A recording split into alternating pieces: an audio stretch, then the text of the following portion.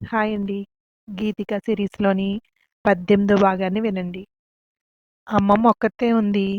మేం వెళ్తాం సార్ అంది గీతిక అతని చూపుల నుండి తప్పించుకుంటూ. ఒక్కరు ఉన్నారు. తీసుకురావాల్సింది కదా! అన్నాడు ఆశిష్. మా బాబాయ్ వస్తారని ఉండిపోయింది సార్ అంది గీతిక. నెక్స్ట్ సండే తీసుకురండి అన్నాడు విహాన్. ఓకే సార్ ఉంటాం అనొచ్చేశారు. ఇంటికొచ్చే వరకు ఎవరి ఆలోచనలో వాళ్ళున్నారు. ఇంటి లోపలికొస్తూ అమ్మమ్మను చూసి హగ్ చేసుకుంది గీతిక. ఏమైంది? అంది వీపు నిమురుతూ. హాస్పిటల్లో జరిగిందంతా చెప్పింది. పోనీలే, మంచి పనే చేస్తున్నారు వాళ్ళిద్దరూ అంది రాధమ్మ. నేను ఎలా ఉండాలి అనుకున్నానో విహాన్ సార్ అలాగే ఉన్నారు అంది గీతిక. నెక్స్ట్ సండే నిన్ను తీసుకురమ్మని మరీ చెప్పారు అంది రాజీ. తప్పకుండా వస్తాను. మంచి పనులు చేసేవారిని అభినందించాలి అంది రాధమ్మ. రాత్రి చాలాసేపు నిద్రపోలేదు. విలవిలలాడుతున్న వాళ్ళమ్మ కనిపిస్తోంది గీతికకు. మధ్యలో లేచిన రాజీ చూసి నిద్రపోలేదా అంది. అమ్మ కళ్ళ ముందు కదులుతోంది అంది గీతిక. చదువులో అమ్మని చూసుకుంటున్నావు. డాక్టర్ అయ్యాక ప్రతి పేషెంట్లోనూ అమ్మని చూద్దుగాని. మేమంతా ఉన్నాం నీకు, దిగులు పడకు అంది రాజీ. ఎప్పటికో నిద్రపోయింది. ఉదయం లేస్తూనే హుషారుగా కనపడింది. అదే గీతలోని ప్లస్. ఎన్ని ఉన్నా కొద్దిసేపే. తనని తాను మోటివేట్ చేసుకోగలదు. కాలేజీకి వెళ్ళడం, వచ్చాక ట్యూషన్, తర్వాత చదవడం, సబ్జెక్టుపై చర్చ, అలా గడిచిపోతున్నాయి రోజులు. ఎగ్జామ్స్ అవుతుండడం వల్ల నెక్స్ట్ సండే రావద్దు, చదువుకోండి అన్నారు వాళ్ళిద్దరూ. ఇక వెళ్ళలేదు వీళ్ళు. వీళ్ళ హెల్ప్కి అలవాటు పడడం వల్ల బాగా తలుచుకున్నారు విహాన్, ఆశిష్ ఇద్దరు. ఎగ్జామ్స్ అయ్యాక సండే వాళ్ళ అమ్మమ్మని తీసుకుని వెళ్లారు గీతిక, రాజీ. వీళ్ళని చూస్తూనే స్టాఫ్ అంతా హ్యాపీగా పలకరించారు. విహాన్, ఆశిష్ ఇద్దరూ వచ్చి రాధమ్మని పలకరించారు. ఓపీ స్టార్ట్ అయింది. ఎవరు బిజీలో వాళ్ళున్నారు. ఒక ఆవిడ చాలా హుందాగా లోపలికొచ్చి పేషెంట్స్ లైన్లోనే కూర్చున్నారు. గీతిక ఒక్కొక్కరికి బీపీ చెక్ చేసి ప్రాబ్లం ఏంటో కనుక్కొని నోట్ చేసుకుంటోంది. ఆవిడ వంతొచ్చింది. బీపీ చెక్ చేసి, అమ్మా చెప్పండి, మీ పేరు, ఏంటి సమస్య అంది గీతిక. నా కొడుకు కనిపించడం లేదు అందావిడ. మీరు పొరపాటు పడలేదు కదా అంది గీతిక. నా కొడుకు ఇక్కడే ఉన్నాడు అందావిడ. నర్సు వచ్చి, నమస్తే అమ్మా, ఇక్కడే ఉండిపోయారు, లోపలికి వెళ్ళండి అంది. అలా వెళ్తే వాడు తిడతాడు, ఇలా వెళ్తే కనీసం మాట్లాడతాడు అందావిడ. ఎవరు అన్నట్టు చూసింది గీతిక. విహాన్ సార్ వాళ్ళ అమ్మగారు అంది నర్స్.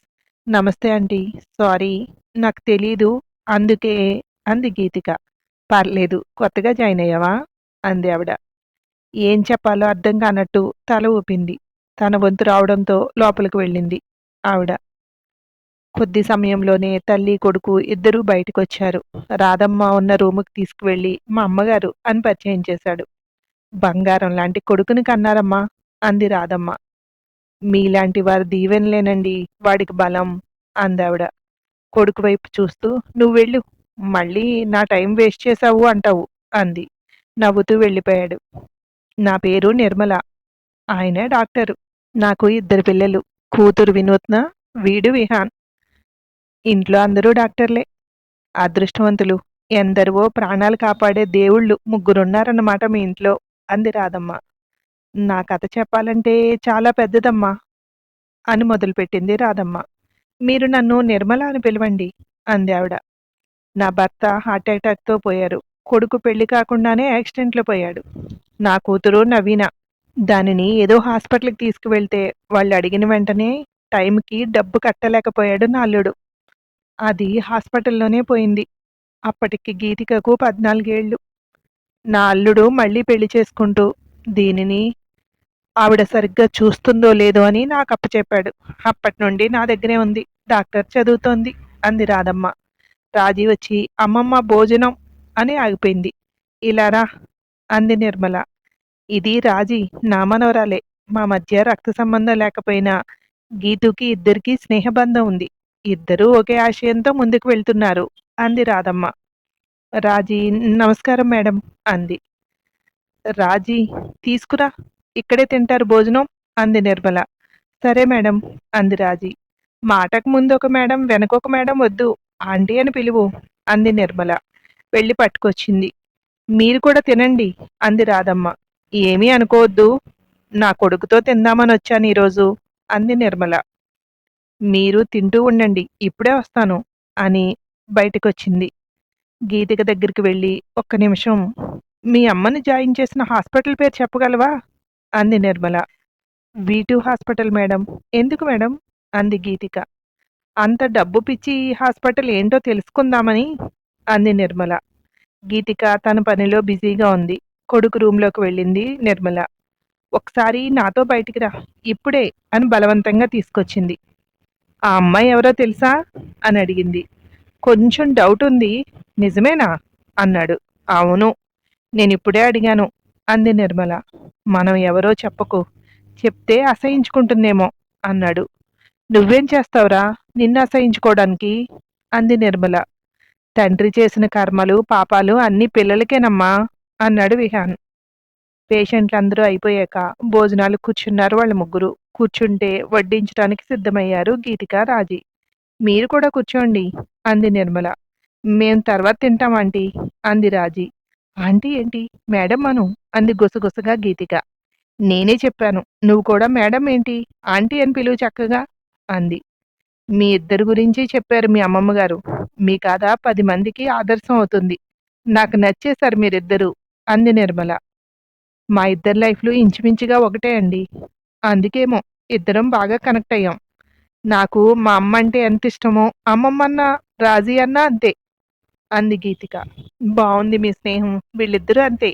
ఒక ఆశయం కోసం స్నేహితులయ్యారు. అందర్నీ ఎదిరించి దానికోసమే పోరాడుతున్నారు అంది.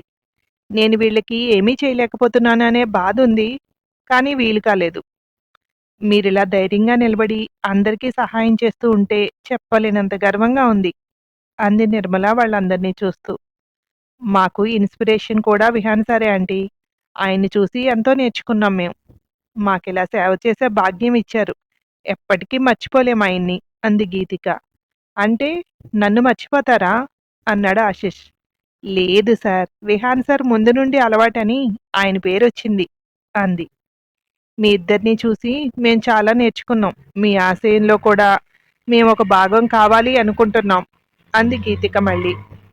మీ నలుగురు మీ మీ ఆశయాలు సాధిస్తారు అంది నిర్మల. థ్యాంక్ యూ ఆంటీ అన్నారు వాళ్ళిద్దరూ. ప్రతి సండే వీళ్ళు కూడా ఉంటున్నారా? మరి నేను ఫుడ్ ఎక్కువ పంపించేదాన్నిగా అంది నిర్మల.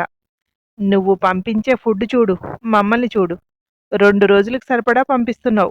మేము నలుగురం తిన్నా వాచ్మెన్, కంపౌండరు ఎవరో ఒకళ్ళు ఇంటికి తీసుకువెళ్ళిపోతున్నారు అన్నాడు విహాన్.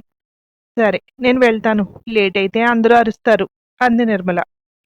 అందరికీ బై బై అని చెప్పి రాధమ్మ దగ్గరికి వెళ్ళి వస్తానని చెప్పి వెళ్ళిపోయింది. ఇప్పటి వరకు బానే ఉన్నారుగా, ఎందుకంత సడన్ గా వెళ్ళిపోయారు అంది రాజీ. మా నాన్న గుర్తొచ్చారులే అన్నాడు విహాన్. గీతిక, రాజీ ఇద్దరు ఎక్కువగా ఆ సంభాషణని పొడిగించలేదు.